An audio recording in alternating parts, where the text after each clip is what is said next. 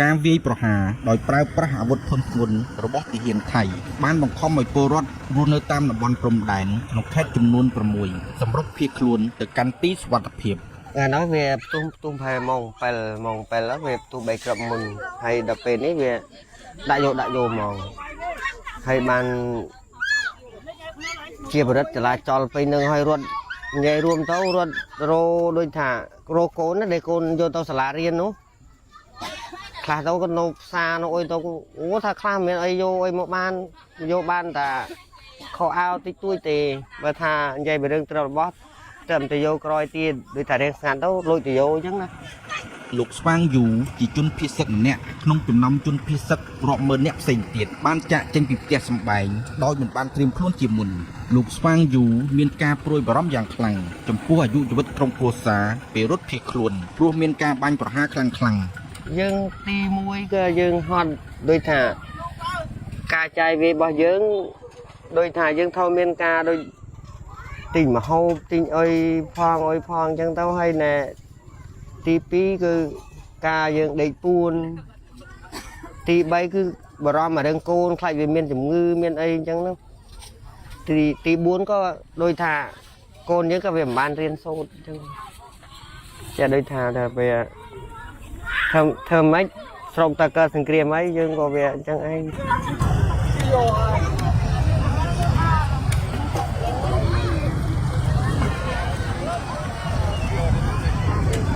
ជាជនភៀសសឹកមកពីខេត្តឧត្តរមានជ័យអ្នកស្រីថនអ៊ីមបង្ហាញក្តីឈឺចាប់និងភាពតក់ស្លុតបន្ទាប់ពីអ្នកស្រីរត់ភៀសខ្លួនជាច្រើនលើកច្រើនសារដោយការឈ្លានពានពីយោធាថៃខ្ញុំចង់និយាយថា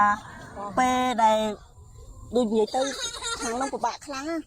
ពេលដែលយើងទៅមកអញ្ចឹងវាពិបាកណាប្រទេសជាតិយើងអត់ស្ងប់សុខអញ្ចឹងពេលការរស់ស៊ីក៏អត់មានការដូចទៅនិយាយទៅធ្វើឲ្យតែប្រទេសកម្ពុជាយើងនៅតំបន់នេះគាត់មាននិយាយទៅឲ្យគាត់មានស្ថានភាពគ្រួសារគាត់ហិតពិបាកហិតខ្លាំងនិយាយទៅរកអីក៏អត់បានលុយកាក់ក៏អត់មានចំណូលអីអញ្ចឹងទៅហើយពេលអង្គការក៏ច្រើនពេលអញ្ចឹងការសងគេក៏យូរហើយរកអីហូបក៏មិនសូវមានគ្រប់គ្រាន់ដែរស្ត្រីមានគោ3ខែក្នុងទីរូបនេះលើកឡើងពីផលប៉ះពាល់បញ្ហាសុខភាពផ្លូវចិត្តដោយសារចំនួនតាមបណ្ដោយព្រំដែនកម្ពុជាថៃ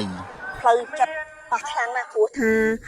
វាពិបាកខ្លាំងណាស់ទទួលយកអ្វីដែលថៃវាមកកម្ពុជាយើងអញ្ចឹងម្ដងគឺជា2ដងអញ្ចឹងណាបងព្រោះថាអត់ការគោរពបត់ឈប់បាញ់របស់គាត់ទេព្រោះគាត់ពំពេញការបត់ឈប់បាញ់នឹងរហូតអញ្ចឹងណាផឹងដែរតែគាត់ថាខ្ញុំជាពលរដ្ឋខ្ញុំមិនអាចនិយាយអ្វីបានច្រើនទេព្រោះខ្ញុំបានតែមើលលងចោលបានតែឈឺចាប់ទេប៉ុណ្្នឹងឯងឲ្យគាត់ថ្នាក់ដឹកនាំគាត់អ្នកចាត់ចែងអ្នកដោះស្រាយឲ្យប្រជាពលរដ្ឋយើងទៅអញ្ចឹងណាបង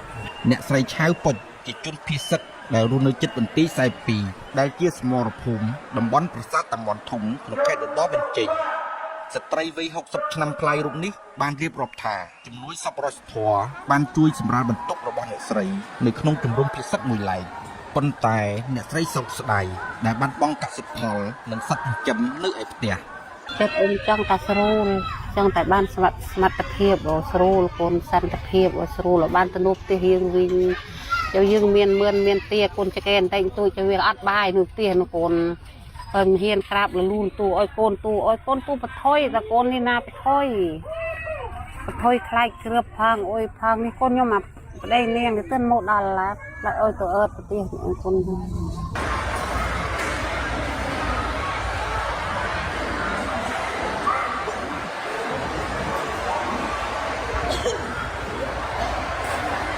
គិតត្រឹមម៉ោង2រសៀលថ្ងៃទី15ធ្នូឆ្នាំ2025ចំនួនជនស៊ីវិលដែលបានស្លាប់ដោយសារការបាញ់ផ្លោងរបស់ទាហានថៃមកលើមូលដ្ឋានស៊ីវិលកម្ពុជាកើនដល់15នាក់និងរបួស73នាក់នេះបើតាមការបញ្ជាក់របស់រដ្ឋមន្ត្រីក្រសួងព័ត៌មានលោកនេតភក្ត្រាគិតត្រឹមល្ងាចថ្ងៃទី15ធ្នូដដែលនេះរបាយការណ៍ក្រសួងមហាផ្ទៃបង្ហាញថាជនភៀសសឹកកម្ពុជាកើនដល់ប្រមាណជាង126,000គ្រួសារដែលស្មើនឹង42,200,000នាក់មិនចង់បានមនុស្សទេកូនអើយចាំអីតែបានថាផ្ទះយើងបានសន្តិភាពណាអានេះដែលវារៀងកូនបង្កល់ភ្លេងដេកត្រាំទឹកកូនអើយហូឈ្នះលើកចៅ3អានឹងគួយអត់ងុយវព្រឹកកូន อันนี้ได้เรียงเจ้ทุกวันทาเวียเมียนสมัติเพียบคลาสนะคนเอ้ยเจ้เคยผู้อังกาก็คือเจ้จูนโมบานโฮบบาโบมันบานเกินกันแต่งตุ้ยถึงเจียมเรือกันง่ายนะคนอาคุ้นเกิดหลังทอมสุด ប្រឈមនឹងការបន្តរងគ្រោះដោយគ្រាប់ផ្លោមរបស់យោធាថៃមកលើមូលដ្ឋានស៊ីវិលកម្ពុជាជនភៀសសឹកទាំងនោះបានអំពាវនាវដល់សហគមន៍អន្តរជាតិក៏ដូចជាប្រទេសមហាអំណាចជួយចូលខ្លួនមកសម្របសម្រួលចំនួនព្រំដែនរវាងកម្ពុជាថៃឲ្យមានប្រសិទ្ធភាពអ្វីដែលពលរដ្ឋខ្មែរទាំងអស់ចង់បានគឺការវិលត្រឡប់ទៅលំនៅឋានជួបជុំគ្រួសារនិងប្រកបរបរធ្វើស្រែចម្ការឡើងវិញ តែចាប់សង្គ្រាមឆាប់ណាកូនចង់អោយទៅឆាប់សង្គ្រាមឆាប់ចង់អោយមានសង្គ្រាមទេកូនអើយបាត់បេបាក់បងប្អូនទៅនោះទៅនេះមួយទៅនោះមួយនួយវឹកនំដីនៅខ្លះខ្ញុំណាបងមកនេះតែខ្ញុំទេខ្លះនេះទៅនោះខាងណាទៅទៅបានទេរោគគ្នាក៏បេបាក់បងបេបងប្អូនហើយកូនក៏បេបាក់គីមានស្រកស្រែដូចយាយតាគីទៅនោះតាមស្រកស្រែណាកូនមានមួយនៅទៅនោះកលាញ់ កូនអើយមិនចង់ឲ្យមានសង្គ្រាមទេកូនចង់ឲ្យតែមានសន្តិភាពកូនវាបានទៅនូបផ្ទះទៅបីมันមានផ្ទះធំកំសត់អត់ឃ្លានយ៉ាងណាឲ្យតែបាននូបផ្ទះយើងណាកូនចេះ